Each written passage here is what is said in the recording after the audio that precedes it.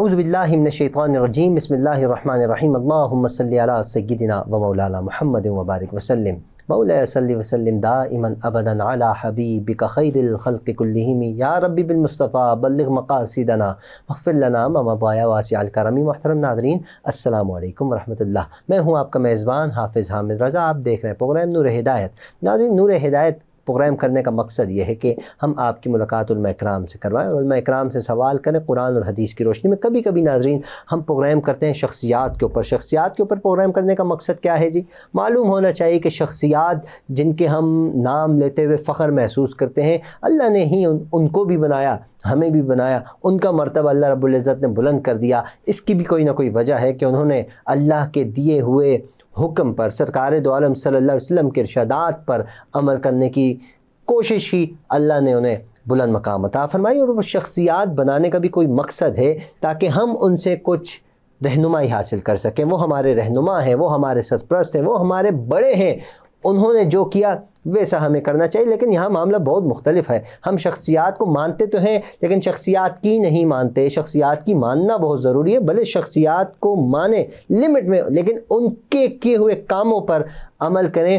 اس پر اللہ آپ کو اجر عطا فرمائے گا. ناظرین اکرام, شخصیات کو مان ہی لینا اجر کی بات نہیں ہوتی, اس پر عمل کر لینا اجر کی بات حقیقت میں ہی ہوتی ہے. آج ہم جانیں گے کہ شخصیات کا وجود میں آنا یہ کیوں ضروری تھا, اللہ نے کیوں بنائی بڑی بڑی شخصیات. اس پر گفتگو کرنے کے لیے ہمارے ساتھ یقیناً اچھی شخصیت کا ہونا بھی ضروری ہے. تو بہت خوبصورت شخصیت ہمارے ساتھ موجود ہیں جو اچھے انداز میں گفتگو فرماتے ہیں. میری مراد محترم المقام جناب مفتی عبدالرؤف مدنی صاحب. آئیے آپ کی ملاقات کرواتے ہیں, پھر گفتگو کرتے ہیں, گفتگو کا آغاز کرتے ہیں. السلام علیکم مفتی صاحب. وعلیکم السلام. مفتی صاحب کیسے مزاج, خیریت سے ہیں؟ الحمدللہ, آپ خیریت سے؟ اللہ کا احسان. مفتی صاحب آج آپ کی میچنگ ہو رہی ہے, محمد شریف اور ویسٹ کوٹ. اچھا, یہ اتفاقاً ہو جاتا ہے یا یہ ارادہ کر کے آپ آتے ہیں؟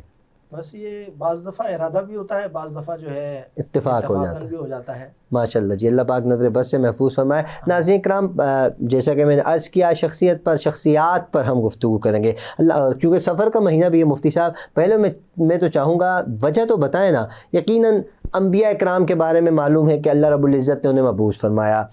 اس کے بعد جب ہم آگے بڑھتے ہیں, چلتے اولیاء اکرام کی خدمت میں جب ہم حاضر ہوتے ہیں تو کیا ضروری تھا اولیاء اکرام کو بنانا, کیا مقصد تھا, بتائیں نا.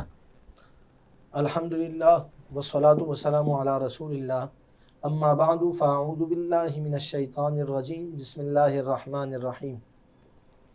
الا ان اولیاء اللہ لا خوف علیہم ولا هم يحزنون الذین آمنوا وكانوا يتقون لهم البشرى فی الحیاة الدنیا وفی الآخرہ لا تبدیل لکلمات اللہ ذالک هو الفوز العظیم. صدق اللہ العظیم. قال رسول اللہ صلی اللہ علیہ وسلم من عاد لی ولیا فقد آذنته بالحرب. صدق رسولہ النبی الکریم الامین.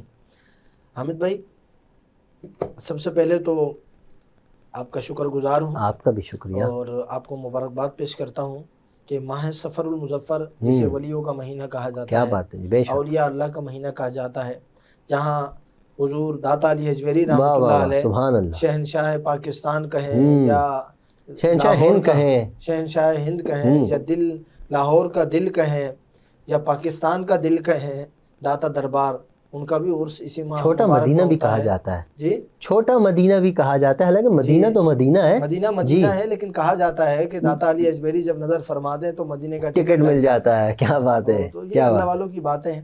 اور حضرت بابا فرید الدین گنج شکر رحمۃ اللہ تعالی علیہ, آپ کا عرس مبارک بھی اسی مہینے میں آتا ہے. اور اسی مہینے میں حضرت سیدنا امام حسن مجتبیٰ رضی اللہ تعالیٰ سبحان اللہ, ان کا عرس مبارک جن کی اولاد ہے حضرت عبداللہ شاہ غازی. جی سبحان اللہ, سبحان اللہ. اللہ. بڑے بڑے نام ہیں. پھر سب سے بڑا نام یہ ہے کہ امام احمد رضا خان, امام اہل سنت, امام عشق و محبت, امام علم و حکمت, مولانا امام احمد رضا خان فاضل بریلی رحمۃ اللہ علیہ, آپ کا عرس مبارک بھی اسی مہینے میں آتا ہے. تو یہ ولیوں کا مہینہ ہے, اسے منسوب کیا جاتا ہے ولیوں کے مہینے سے. اور اسی میں آپ نے شخصیات یا اللہ والوں کا تذکرہ کر دیا ہے. بنیادی طور پر جو ابھی بات کر رہے تھے نا آپ کہ شخصیات کا وجود کیوں ضروری ہے, جی, اللہ رب العالمین نے سسٹم اس کا بنایا ہوا ہے, نظام اس کا بنایا ہوا ہے. بے شک اس کی مرضی ہے, اس کی شان ہے, اس کی چاہت ہے. انما امرہ اذا اراد شیئا, یہ اس کی شان ہے, وہ جس چیز کا جیسے ارادہ فرماتا ہے وہ ویسے ہو جاتا ہے. ہم کون ہوتے ہیں اعتراض کرنے والے, ہم کون ہوتے ہیں اس پہ سوال کرنے والے کہ یہ کیوں ہوا تو یہ کیوں نہیں ہوا۔ آج جو موضوع کا آپ نے انتخاب کیا ہے، اس موضوع کے حوالے سے لوگ آج اعتراضات کرتے ہیں، بولا یار بابوں کو چھوڑو، بابوں میں کیا رکھا ہوا ہے، میں تو بابی نہیں ہوں، میں تو بابوں کو مانتا نہیں ہوں، میں تو کتابوں کو ماننے والا ہوں۔ او بھائی، کتابوں کا وجود بعد میں ہے، یہ جو جن کو تم بابے کہہ رہے ہو، یہ وہ شخصیات، یہ وہ ہستیاں ہیں جن کا وجود پہلے ہے۔ اللہ کے نظام پر غور کرو، پہلے اللہ تعالیٰ نے آدم کو بنایا ہے، پھر آدم کو صحیفے عطا فرمائے ہیں۔ پہلے اللہ تعالیٰ نے حضرت ابراہیم کو مبعوث فرمایا ہے، پھر حضرت ابراہیم علیہ السلام کو صحیفے عطا فرمائے ہیں۔ پہلے حضرت موسیٰ کو زمین پر اتارا ہے، زمین پر بھیجا ہے، مبعوث فرمایا ہے، پھر توریت شریف ان کو عطا فرمائی ہے۔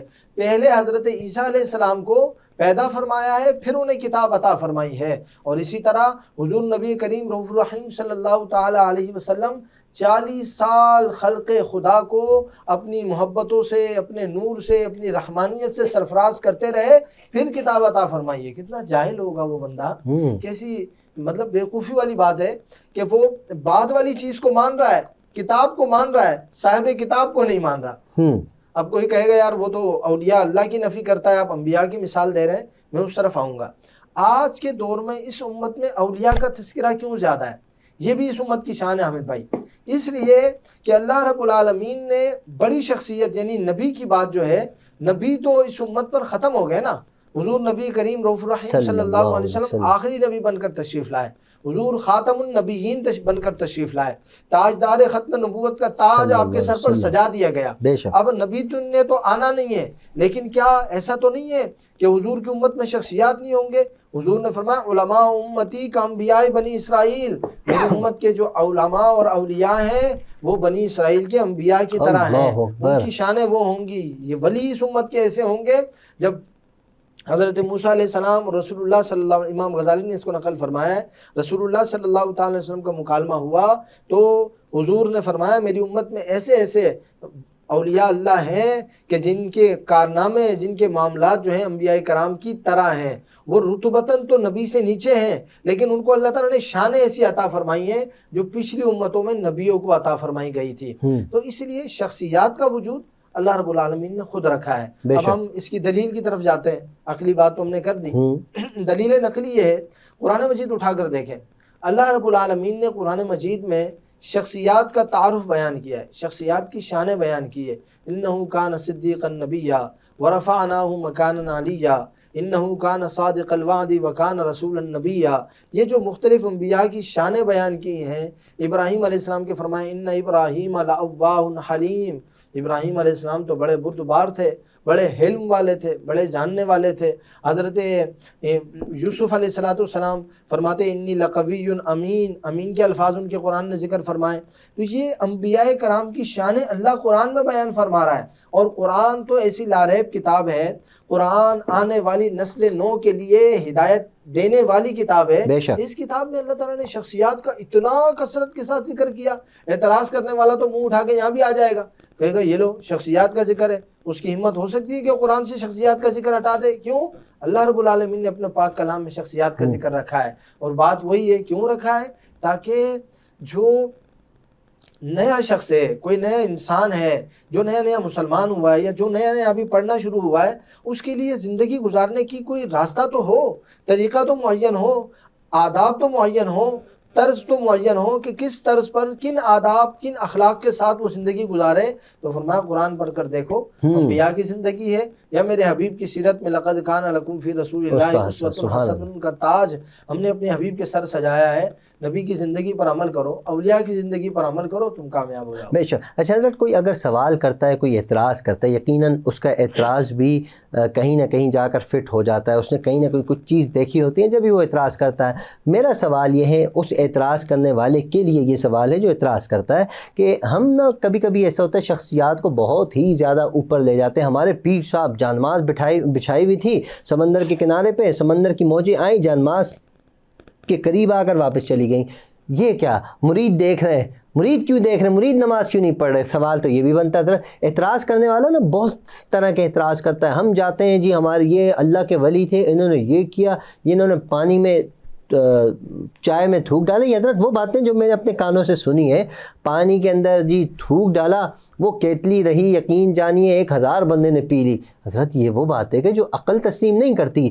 عقل جہاں تسلیم نہ کرے وہاں معجزہ کہا جاتا ہے. تو معجزہ اللہ کے انبیاء کا ہوتا ہے, ولیوں کا نہیں ہوتا. ولیوں کی کرامت ہوتی ہے. تو اس طرح کے بہت سے سوالات ہیں. بالکل آپ کیا فرماتے ہیں جو اپنے پیر صاحبان کو یا اپنے بزرگوں کو, ہو سکتا ہے بعد میں کل کوئی مجھ سے اعتراض کرے گا تم بھی ایسی باتیں کر رہے ہو, کیونکہ میں اجتماعی بات کروں گا, میں یہاں بیٹھا ہوں, میرا یہ جو ایک سلسلہ ہے, مجھے وہ بات کرنی ہے جو سب کے سوال ہوں گے. تو ایسے لوگوں کو ہم کیا کہیں حضرت, اور ہمیں کیا کرنا چاہیے اس حوالے سے؟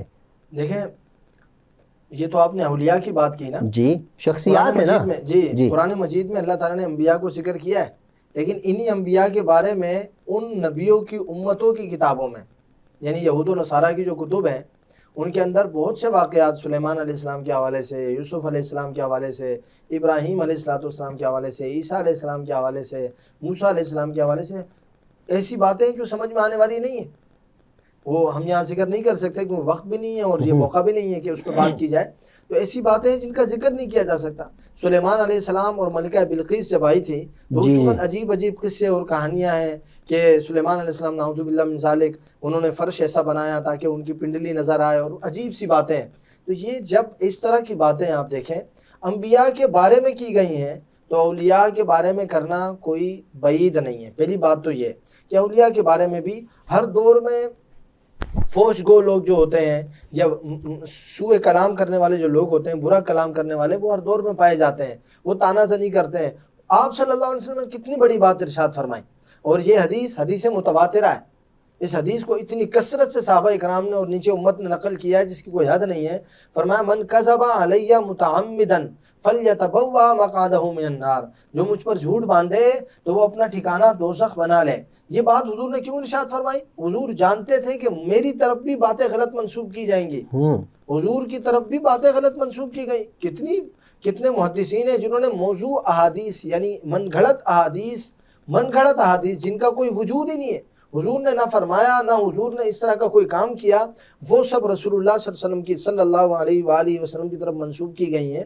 تو پہلی بات تو یہ ہے کہ جب بھی ہمارے پاس کوئی بات آئے گی, کسی ولی کی آئے گی, کسی شخصیت کے بارے میں آئے گی, یا کوئی شخص بھی اپنے پیر صاحب کے بارے میں کوئی دعویٰ کرتا ہے کہ میرے پیر صاحب نے بھائی روٹی کا ٹکڑا دیا اور وہ 50 سال تک روٹی کا ٹکڑا سلامت رہا, یا میرے پیر صاحب نے جو ہے وہ کیتلی میں جیسے آپ نے کہا لعاب ڈالا اور وہ 1000 بندے اس سے پی لیے. سب سے پہلے تو اس شخصیت کو دیکھا جائے گا. علماء کرام دیکھیں گے آیا وہ شخصیت ولی اللہ کی صفت پر اتر بھی رہے ہیں یا نہیں. بہت سے ایسے لوگ ہیں, آج نہیں, داتا علی اجویری رحمۃ اللہ علیہ آج سے تقریباً 1100 سال پہلے, بڑی بات ہے یہ, 1100 سال پہلے لوگ سمجھتے ہوں گے حضور صلی اللہ علیہ وسلم کے 250-300 سال کے بعد کا زمانہ ہے, قریب تر زمانہ ہے حضور کے زمانے سے, اور جو زمانہ حضور کے زمانے سے قریب تر ہے وہ اتنی برکتوں والا ہے, اور جو حضور کے زمانے سے جتنا دور زمانہ ہے وہ اتنی ہی بے برکتہ ہے, اس میں بے برکتیاں زیادہ ہیں, برکتیں کم ہیں. تو داتا علی اجویری اپنے زمانے میں فرماتے ہیں بہت سے خرقہ پوش ایسے ہیں دل چاہتا ہے ان کی چادروں کو کھینچ لیا جائے, دل چاہتا ہے ان کے رازوں کو اٹھا لیا جائے, وہ دین کے نام پر لوگوں کو دھوکہ دے رہے ہیں. تو سب سے پہلے تو حامد بھائی جب کسی شخصیت کے بارے میں اس طرح کا کوئی دعویٰ آئے گا تو اس شخصیت کو دیکھا جائے گا. اس کو کیسے دیکھا جائے گا؟ امام اہل سنت نے 4 شرائط بیان فرمائی ہیں. وہ عالم بعمل ہو, ٹھیک ہے, اور اس کا سلسلہ جو اس کا تعلق ہے ولایت کا, یا اس کو جو اس کا پیری مریدی کا سلسلہ ہے, وہ آیا سلسلہ متصل السند ہے یا منقطع السند ہے.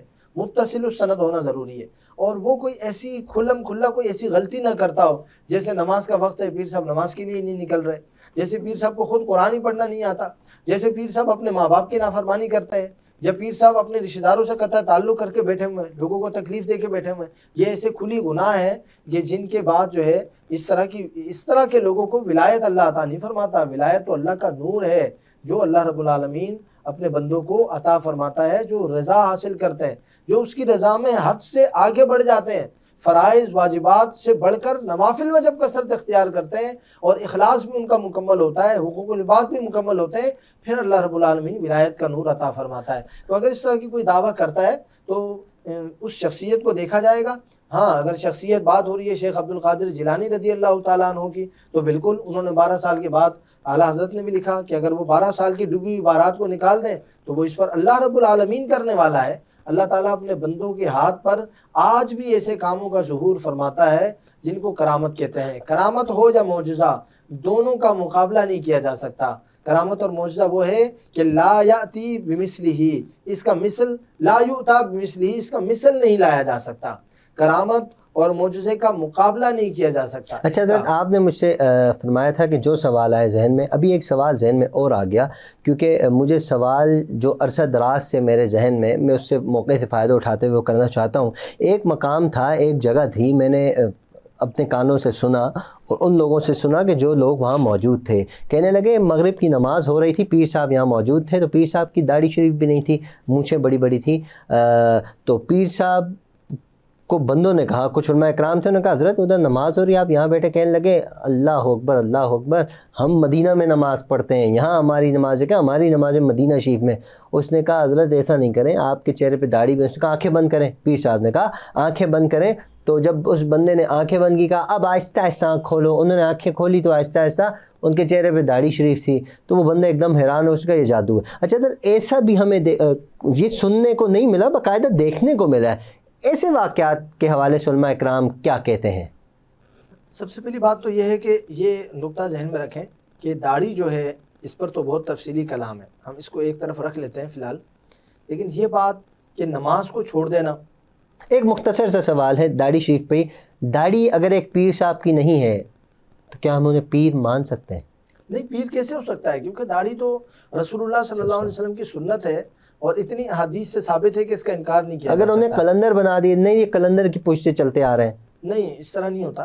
میں یہ کہہ رہا ہوں نا کہ کچھ شرائط جو بتائیں کہ شریعت مطہرہ کا پابند ہو، پابند شریعت نہیں ہے تو وہ کس طرح کا پیر ہو سکتا ہے؟ دوسری بات، مدینے میں جا کر نماز پڑھنا، تو کتنے صحابہ کرام ہیں جب مدینہ طیبہ سے دین باہر نکلا، جب عالم اسلام کی طرف پھیلا، دنیا کی طرف، جب دنیا کے بلاد اسلامیہ یا بلاد مملکت کی طرف جب دین پھیلا، صحابہ کرام گئے، تو صحابہ کرام مدینے میں نماز پڑھا کریں، پھر جماعت حضرت عبداللہ ابن مسعود رضی اللہ تعالیٰ عنہ وہ شام کی طرف گئے، کوفہ کی طرف گئے، تو وہاں پر وہ نماز نہ پڑھتے، لوگوں کو کہتے میں تو مدینے میں پڑھوں گا۔ عبداللہ ابن مسعود رضی اللہ تعالیٰ عنہ سے بڑا ولی کوئی ہے؟ حضرت سلمان فارسی رضی اللہ تعالیٰ عنہ، وہ جو ہے وہ کچھ صحابہ کرام یمن کی طرف گئے، کچھ صحابہ کرام مدین کی طرف گئے، وہ مدین میں نماز نہیں پڑھتے۔ اسی طرح اولیاء کاملین ہیں، وہ بڑی بڑی جماعتیں کروا رہے ہیں۔ حضور غوث اعظم رضی اللہ تعالیٰ عنہ، جن کے سر پر شہنشاہ ولایت کا تاج سجا ہوا ہے، غوث اعظم ہیں، ان کی شان شیخ عبد القادر جیلانی، وہ لوگوں کو کہتے ہیں لوگوں تم تو نماز پڑھو، میں جا کر رسول اللہ صلی اللہ علیہ وسلم کے ساتھ مدینے میں نماز پڑھوں گا۔ یہ تو بھونڈی دلیل ہے، بالکل عجیب سی، جس کا کوئی وجود ہی نہیں ہے۔ جب علماء کی بارگاہ میں بات آئے گی، اصل بات یہ ہے کہ جو اس طرح کا حلقہ حباب ہوتا ہے نا، جب جہاں بات ہوتی ہے وہاں اہل علم حضرات نہیں ہوتے، ان لوگوں کو چاہیے کہ وہ اہل علم حضرات سے، علماء سے اپنا رابطہ رکھیں۔ تو جب علماء کی بارگاہ میں آئیں گے، علماء ہی حضور کے وارث ہیں، علماء ہی حق بات بتا سکتے ہیں، وہی قرآن و حدیث سمجھا سکتے ہیں۔ پیران عظام ہمارے سر کے تاج ہیں، بہت سے پیران عظام صحیح ہیں، جو چند ایک آدھ کہیں غلط کر رہے ہیں، تو اگر کوئی ایسی بات ملے شریعت کے خلاف تو علماء سے رابطہ کر لیا جائے۔ علماء اگر منع کر دیں یا اس پر جواب صحیح نہ ہو تو پھر آپ اس شخصیت سے کنارہ کش ہو جائیں، کیونکہ وہ آپ کے ایمان کا بھی دشمن ہے اور آپ کے تقوی کا بھی دشمن ہے۔ پیری مریدی یا ولی کے ساتھ تعلق، حامد بھائی میں ایک بات جی یہ ضروری ہے، لوگوں کو پیر کے ساتھ یا ولی کے ساتھ تعلق اس لیے جوڑا جاتا ہے کہ میرا جو ایمان کا تعلق ہے یہ اور مضبوط ہو جائے، اس میں ترقی ہو جائے۔ اب میری تو داڑھی ہے، میں چاہتا ہوں روزے رکھوں، میں چاہتا ہوں جماعت کے ساتھ نماز پڑھوں، نماز کے بعد مصلی پر بیٹھا رہوں، ذکر و اذکار کروں اور اللہ کو یاد کروں، اور پیر صاحب میرے نماز ہی نہیں پڑھتے، تو مجھے ان کے تقوی سے ترقی کیسے ملے گی؟ میرا مقصد ہی فوت ہو گیا ہے، میرا اور کوئی مقصد تو نہیں ہے نا۔ یہ تو نہیں ہے کہ پیر صاحب کا چہرہ خوبصورت ہے یا ان کی گاڑی خوبصورت ہے یا ان کا بنگلہ خوبصورت ہے تو میں وہاں جا کر جو ہے بیٹھوں، بلکہ مقصد تو صرف اور صرف یہ ہے کہ اللہ رب العالمین کی طرف چلنے والا جو راستہ ہے، اہدنا الصراط المستقیم، جو ہے صراط مستقیم، اس صراط مستقیم میں پچھلی منزل پر ہوں، میں اگلی منزل پر پہنچوں، اس اگلی منزل تک پہنچانے کے لیے یہ ولی میرے لیے مضبوط سہارا ہے، یہ پیر میرے لیے. جب اس پیر پر یہ اعتراض ہو رہا ہے تو اس سے کنارہ کش ہونا ہی امان ہے، اسی میں بچت ہے، وگرنہ نقصان ہی نقصان. بالکل بالکل. مفتی صاحب بہت بہت شکریہ، آپ نے بہت خوبصورت انداز میں، کیونکہ یہ موضوع ایسا ہوتا ہے کہ اس میں ہمیں بہت سے سوالات سوچ سمجھ کر کرنے پڑتے ہیں، لیکن کچھ سوالات ایسے ہوتے ہیں جو ہم عرصہ دراز سے دیکھتے آ رہے ہیں، وہ سوال کرنے بھی پڑتے ہیں. آپ نے ہر جواب بڑے ہی خوبصورت انداز میں دیے. جاتے جاتے آخری ایک سوال اور کرنا چاہوں گا، پروگرام کا وقت اختتام کی جانب ہے. اچھا ایک انسان ہے، اس کا کوئی پیر نہیں کہا جاتا ہے، جس کا پیر نہیں اس کا پیر شیطان ہے، تو پیر بھی چن کر بنانا چاہیے؟ بس جو پتہ لگا جی آپ کس کے مرید ہیں، فلاں کا مرید میں بھی ہو جاتا ہوں اس کا، کیا اس پر بھی سوچ بچار کرنی چاہیے؟ دیکھیں پیر کا مطلب ہے رہنما، یعنی وہ شخص جو کسی سے رہنمائی نہیں لیتا اس کا رہنما شیطان ہوتا ہے. ایسا ہی ہے. تو ایسا نہیں ہے. بہت سے لوگ اپنے والدین سے رہنمائیاں لیتے ہیں، بہت سے لوگ اپنے اساتذہ سے رہنمائیاں لیتے ہیں، بہت سے لوگ علماء سے رہنمائیاں لیتے ہیں، بہت سے لوگ پیران عظام سے رہنمائیاں لیتے ہیں. یہ تو بہت اعلیٰ بات ہے کہ کوئی اعلیٰ شخصیت، دیکھیں پیران عظام اولیاء کاملین تو موجود ہیں، قیامت تک ہیں. جب اولیاء زمین کی روح پر ختم ہو جائیں گے تو قیامت قائم ہو جائے گی. بہتر بات تو یہی ہے کہ آپ کسی صاحب ولایت سے، صاحب نظر سے اپنا تعلق جوڑ لیں. لیکن اگر صاحب نظر سے مراد صرف یہ نہیں ہے کوئی پیر ہے، اگر کوئی صاحب علم و عمل، صاحب علم والا، یعنی کوئی عالم دین ہے اور وہ عملی عالم بھی ہے اور فقط عالم کے ساتھ عمل بھی کر رہا ہے، صاحب علم و عمل ہے، تو اس کے ساتھ اپنا تعلق جوڑ لیں. اپنے ہر معاملے میں ان سے شریعت کے مطابق رہنمائی لے لیں، شیطان کی حملے سے آپ بچ جائیں گے. لیکن وہ شخص گمراہ ہو جاتا ہے جو کسی کی مانتا ہی نہیں ہے. اس سے مراد وہ ہے جو کسی کی سنتا ہی نہیں. نہ میں عالم کی سنوں، نہ میں کسی ولی کی سنوں، نہ میں والدین کی سنوں، میں اپنے حساب سے کروں گا، یعنی عقل کی پیروی کروں گا. تو جو عقل کی پیروی کرتے ہیں، عقل پھر شیطان کی پیروکار ہو جاتی ہے. اس لیے کہا گیا کہ شیطان اس کا پیر ہے. پیر سے مراد رہنما ہے. پیر سے مراد یہ نہیں ہے کہ آپ کی زندگی میں اگر پیر نہیں ہے، والدین آپ کے اعلیٰ ہیں، خود آپ کے والد اگر عالم ہیں، دین کی سمجھ بوجھ رکھنے والے ہیں، تو ان سے بڑا رہنما کوئی نہیں. آپ کی والدہ سے بڑا رہنما کوئی نہیں. سیدنا امام حسن رضی اللہ تعالیٰ عنہ کے لیے حضور صلی اللہ علیہ وسلم کے بعد سب سے بڑے رہنما مولا کائنات ہے. حضرت امام حسین کے شہزادوں کے لیے خود امام حسین رضی اللہ تعالیٰ عنہ سب سے بڑے رہنما ہیں. اب اس کا تو کوئی مطلب یہ بات کا غلط مطلب دیا جاتا ہے.